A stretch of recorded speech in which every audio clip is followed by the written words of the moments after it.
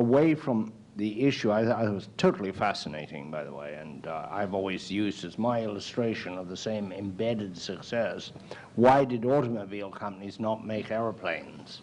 Now, I know the Ford Tri-Pacer, but they had the money, they had the engines, they had the skill with sheet metal, but it took entirely new people with entirely different passions. And established companies tend not to have passions, except the passion to continue doing what they're doing, a way that they have done it. And that's just human nature, that's fundamental. In a logical world, Western Union would have become FedEx. They had the people on the ground, they had the communications, but they didn't have the passion. And I think that's a very good thing to bring out that, although it is a slight departure from lessons of Fukushima, unless the lesson there is things were going well enough with those plants. How do we keep, in nuclear plants, Mark, how do we keep the sense of what happens if the unimaginable happens, which is Fukushima in a nutshell? Not the unpredictable, the unimaginable, outside of anybody's imagination that you could get that kind of instability in the earth.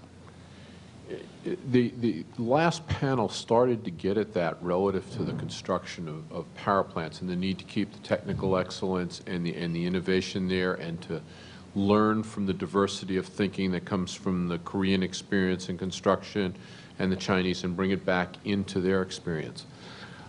It raises some interesting cultural issues and cultural differences. We have, and going back to the comment about Clayton Christensen, and disruptive technology and the innovator's dilemma, how do you create people that are innovative? And I kind of, it's one of the things I kind of study and look at is where does technological innovation come from, and how do you get it, and how do you maintain it? Not only how do you get it for the technology, but how do you get it for the managerial thinking? How do you move people that are used to being, and we saw this at TMI, they followed their procedures. They had an out-of-the-box situation, and they followed their procedures. My fear is, well, one of the things we'll see goes back to Margaret's point about layering the things that you learn out of the accident. There are pieces that are wrong with the technology, and then there are pieces that are wrong with the operation, and then there are pieces that were wrong with the management. Who had the responsibility?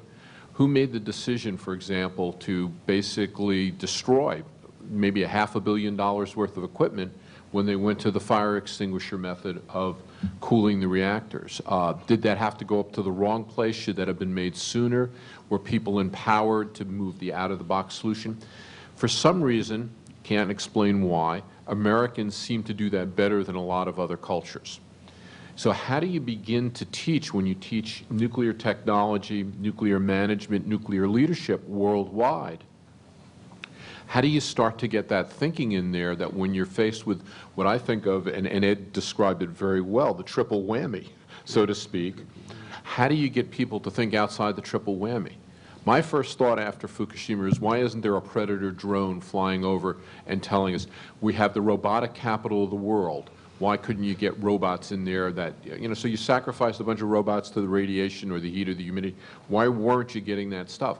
Now, maybe that wasn't Japanese cultural. Maybe there's a whole lot of other technological issues that my brain isn't wrapped around. But how do you begin to get the out-of-the-box thinking in an industry that you want to run very routinely, very carefully? So the regulator wants that to go, but then you get an out-of-the-box thing. How do you get those out-of-the-box thinkers to really work through the issues and the problems, which you need to do very, very quickly? Ed gave a timeline that, you know, you got 3 hours and you started, or 4 hours that you started melting fuel. You need people who can think very quickly on their feet in that period of time. It's interesting. There's a technology of nuclear reactor safety. A book was written back in about '68. And it talks about, and it predicted very clearly, a whole bunch of the different accident parameters. They always happen on the off shift. That means the least experienced people are on the site. It always happens when there's usually a maneuver going. Now, that just doesn't speak to natural events, but it speaks to almost all the others.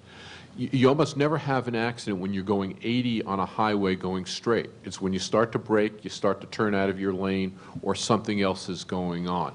So we know some of the precursors in that situation. So how do we teach people how to deal with that stuff in an out-of-the-box sense? How do we create those leaders in the technological sense that are not afraid to take that risk and potentially fail, or take that risk and succeed beyond all of our expectations in terms of creating that? We seem to do that in America better than some other cultures. So if we are, as some of the players have already said, we're going to be global in this technology, we need to get that thinking globalized. And we need to create that on a more global basis. Thank you. Very interesting. I'd like to ask Margaret.